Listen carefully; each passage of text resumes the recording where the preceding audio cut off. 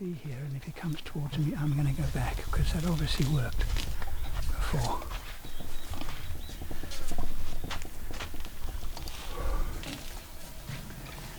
Having spent a pleasant but harrowing day handling elephants wandering into my campsite, I'm now going to break up camp and go looking for animals, and I might even find another place to camp tonight. Welcome again to my Africa series. This is the first time I have ever had to actually break up an expedition into more than one series, because there is so much content. It's such a it was an amazing trip, absolutely amazing trip. And of course the backstory is amazing too. This Landcruiser I purchased in 23. It has 500,000 kilometers on it. I drove it right across South Africa. It was refurbished, mechanically refurbished, and also converted into a kind of camper with a full interior fitment, an electrical system fitment. And now this trip, of course, is its very first expedition. The first half is me collecting it. Really? It's a classic. Oh, it's beautiful. And then taking a solo trip through the southern Kalahari, very remote and very beautiful area where I was getting to grips with my new vehicle. There were some gripes. I managed to handle most of them, and then eventually meeting up with a very close friend of mine in a town called Maun. From Maun, we are now heading into Namibia, and that is where the story continues now. If you would like to watch it all the way to the end right now, you can find it on our Vimeo video on demand platform. The link is in the description. And of course, if you would like to look at any of the art photographs demonstrated, shown on the shoot, you can go on to ASPW.art. Those photographs are available for fine art printing for your home or office. I've been visiting some really beautiful areas, but of course I'm on my own. And tomorrow will be my third day in Nxai Pan National Park. I'm going to probably try and find a different place to camp tonight, because tomorrow I return to Maun to be joined by my friend Jeramay. It's 2024. That means 40 years that I've been exploring the world's most remote places in four-wheel drives, in association with the Overland Workshop. Where do you go game viewing? I've packed up my camp. Took me 10 minutes. And the idea is that I want to go to that pan from which emanated all of that ruckus last night when I went to have my shower.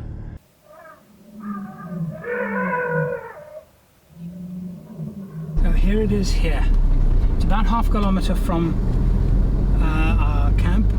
This is where all of the ruckus happened with the lion and elephant. It's not going to be a good place for filming and things because, well, it's just so enclosed, but there is an elephant there. I'm using the Tracks for Africa map on my iPad, and it's giving me detailed options, locations of waterholes and things like that. It really is excellent. And it looks like it's pointing to something interesting over there. I think it's even just too close to the waterhole. Scare animals away. It's not the way to do things. Don't park on the waterhole. That's my thought anyway. I think people are going to come here. A lot of cars are going to come here because this is the main waterhole.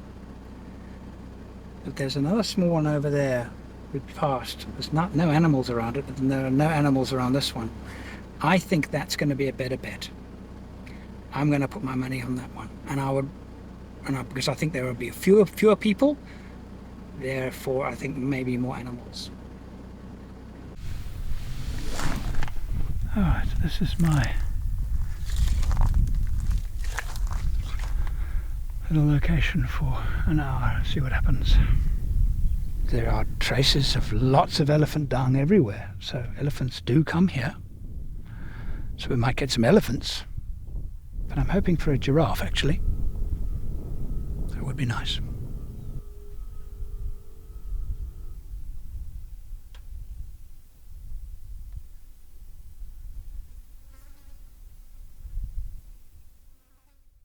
Absolutely nothing happening here. And I can... Oh, something biting me. Ooh, you bastard. On my toe. And the people have left the other waterhole as well. So I'm going to slowly make my way back to camp, I think. Nothing much happening. This is a perfect example. All those cars very close to the waterhole, and the giraffe are too nervous to water. I'm going to call it quits. Nothing's going to happen there with all those people walking around. There's no point. Time, I think, to have a look at that alternative campsite. This is campsite number 1. I think the grass is going to be a little more prickly. I might have to change my shoes because I'm wearing sandals. But that is campsite 1. And I'm allowed to camp here. So I'll be sleeping. Oh, okay. I'm gonna... Yeah, this is perfect actually. Perfect. And I will open my eyes to the sunrise.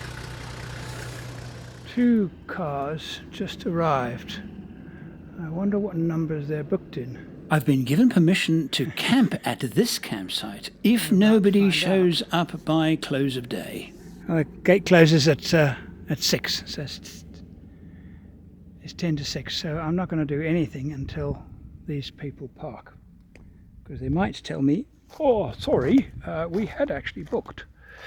In which case I would have to give them their campsite back and go back to my old one. Suddenly all of this traffic.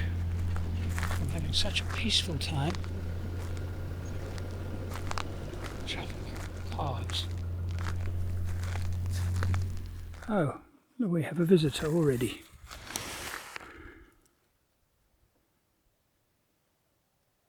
Here's my choice. I'm not going to make a fire here because I can't find a fire pit.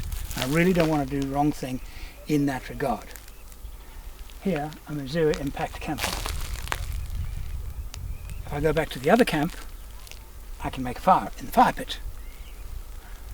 Those 2 people that drove out there have probably gone to spot 8 and 9 next to where I was number 10. I don't want that. I don't want that noise. It's going to ruin everything. I think those people will quieten down soon. So this is my new camp for the night. The great thing about the troopy camping like this is stealth camping. I don't pitch a tent. I just stand at the back of my car. My car doesn't change its shape. I can camp anywhere, and if somebody comes along and says, why are you camping here? I said, I'm not camping here. I've stopped to look at the moon. It's really nice. I was so lucky. I was so lucky last night. I couldn't hear another human. I couldn't hear those other people far enough away, and they were very, very quiet. I don't think these are quiet people, but the compensation is this. I think I was very lucky. I really do. And last night with the animal sightings and everything, very, very lucky. Didn't have people chasing animals away by parking so close to the waterhole.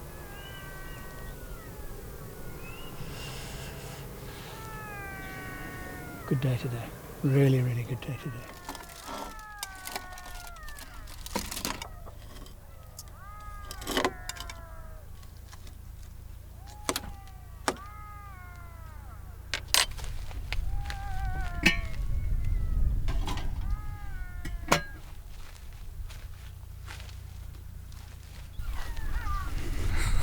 These jackals are going crazy.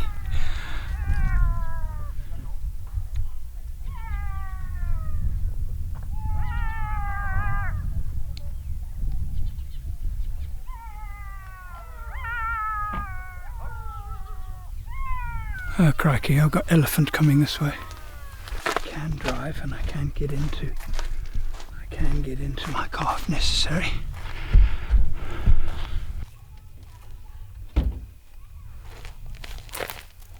It's really dark now. I mean, the cameras, you think it's light, but it's really dark. Those were just shapes, kind of grey shapes. I can hear them, they move this way. The lager of people that are over there camped. It's safety in numbers. It's the same goes with camping. The reason why I'm exposed is because I'm all on my own.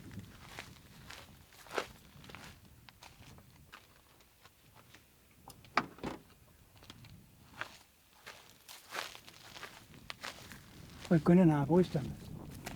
We've always gone camping and we just try to get away from people. It's more important to us to not see people than to see animals. This, I'm seeing the animals and I'm away from people.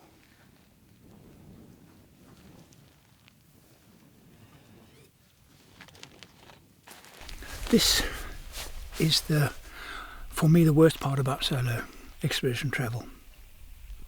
I find myself going to bed very early. I often, actually mostly don't make a fire. When I do make a fire, it's actually a little bit better. There's some living thing that's with me. But fire or no fire, it's the loneliness now that is acute. During the day, I love the days. I revel in the loneliness. When the night comes, the loneliness becomes quite harsh. So it's 10 to 8. I'll be in bed by 8. Probably asleep by past. But I'm pretty hopeful. And what you're watching me now is moonlight. Nothing else, just moonlight. And a tiny little red glow inside the back of the Landcruiser. It's moonlight. We have a full moon at about 40 degrees overlooking Nxai Pan. And this is the view from my bed overlooking Nxai Pan. It's 1 in the morning. I cannot sleep, so I'm just enjoying the scenery.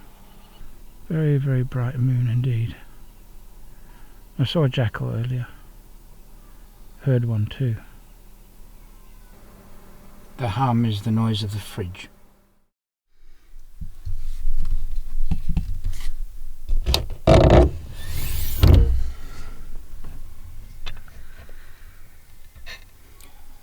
Had a very eventful night. Well, there was one event during the night. Scared the living crap out of me.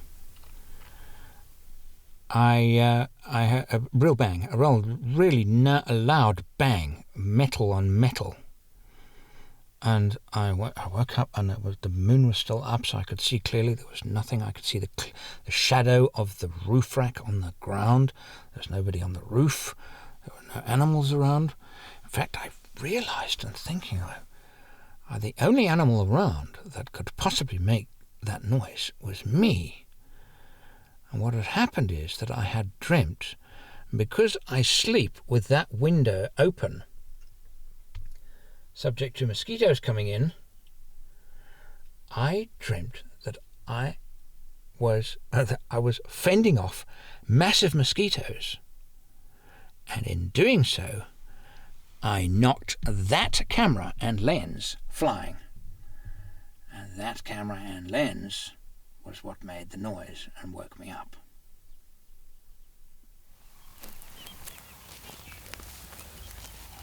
Good news. Really good news. I found my comb again. So great.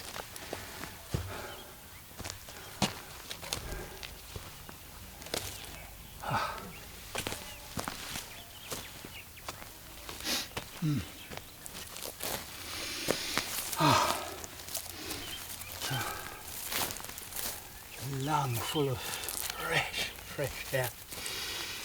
I wish I still smoked. I say I wish I still smoked because I actually still miss it. I smoked for 10 years. I smoked Camel Plain. And when I met her, Gwyn smoked Texan Plain.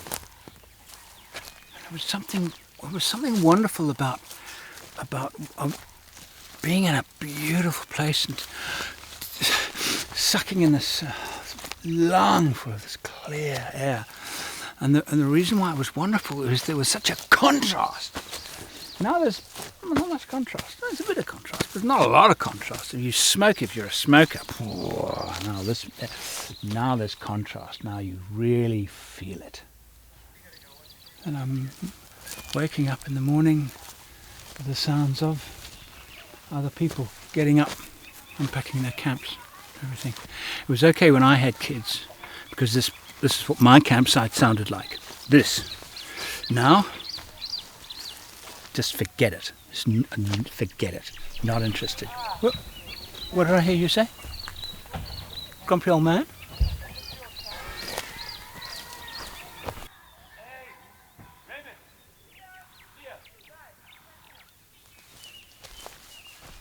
I hope you heard that. I'm a right to be grumpy. The truth is that I applaud this immensely. Kids learn so much from camping, where they learn that there is a great reward after a sacrifice, the sacrifice of a long drive. And you get to see a place like this, where not many people do. I remember in my classrooms, I would come back from a trip, and you know when you're in junior school, you kind of, okay, Johnny, in my case it was Andrew, get up and tell us what you did with the holidays, please. And I would actually have them asking me questions. I was only good at two things at school, only two things. I could tell stories and get kids to laugh, and I did after a trip in 1975 to Botswana, I did a Botswana birds project. I probably was in grade 11 or 12, somewhere around there, and it would have been grade 10, and I drew a big map of Botswana, and I had pictures of birds stuck on. The map was rudimentary, wasn't terribly good, but it was accompanied with a cassette, and it was cassette. I don't think I still have a recording of that cassette, sadly. Might have. I will look at it and dig it up and play part of it for you now. But I got I got A+ marks, and in fact, the teacher said we played this to the staff members at lunchtime in the staff room. Here is one of the most beautiful small bird calls of Africa, and sometimes the most annoying, the Hugoland's robin.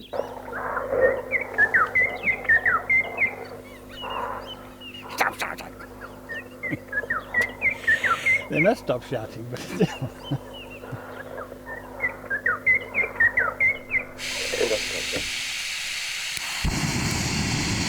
I'm looking forward to seeing Jeramay very much, actually.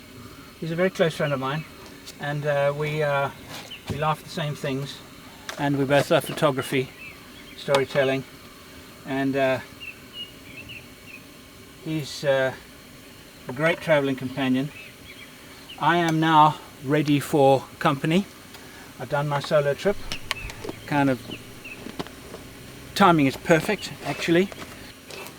I don't enjoy the evenings when I'm on my own much. Occasionally I do, but mostly not really.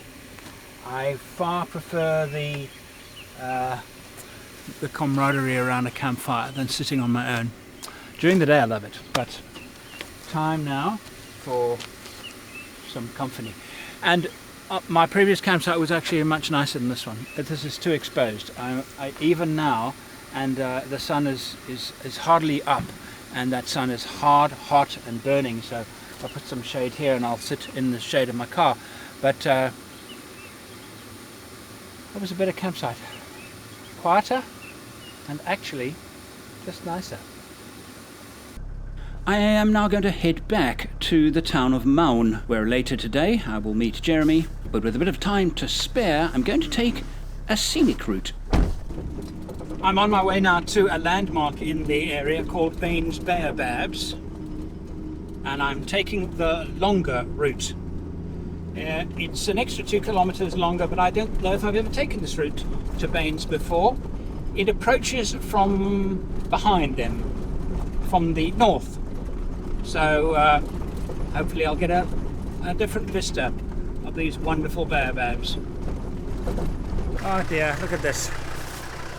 I just pulled it off the road. It's a young red duiker. You can only possibly hit an animal like that if you're driving too fast without any care. You know what I said up by the side? Don't be a dick. It's easy not to be a dick. Have respect. It's completely unnecessary. People come to these amazing places and have little respect for what they're doing or whose home it is. Oh, what a lovely scene in front of me.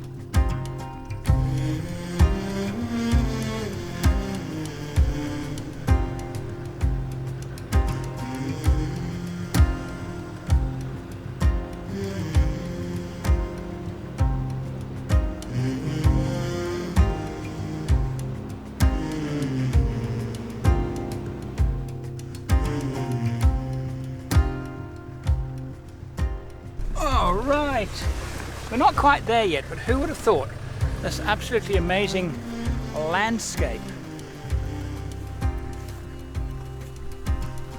This is an enormous set of pans because of the rain turned golden. But if you have a look there, those trees there, you see them in the background? Far background, you wouldn't think. Well, that's what we're going to.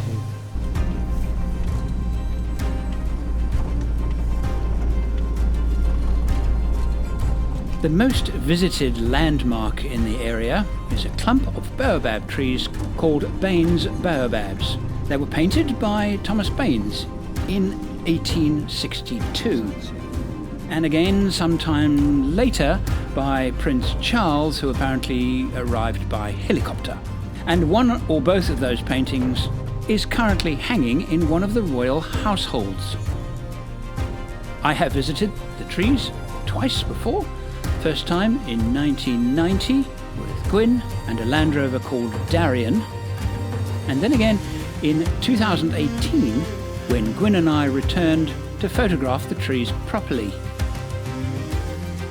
I would really like to bring Jeramay here to photograph the trees again, but the likelihood of us finding any one of the 5 campsites available in the area is unlikely.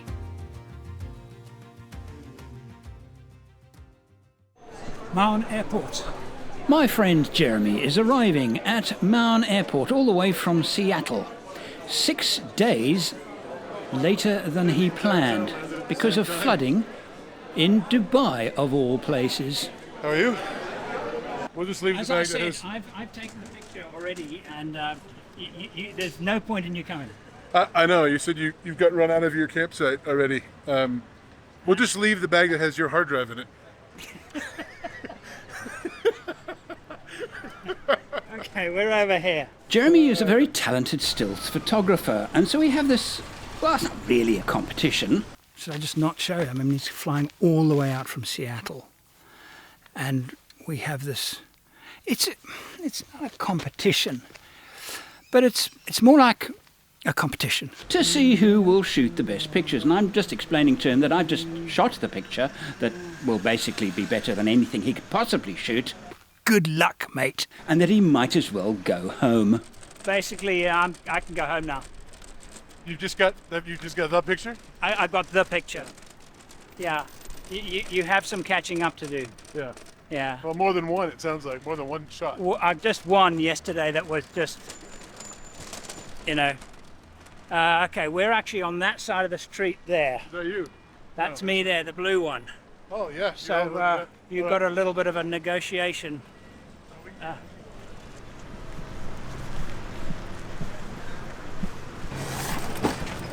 Right, give me one of them. Right. Take this light one. Give me one of them. It's perfect for this weather. It is, it's warm.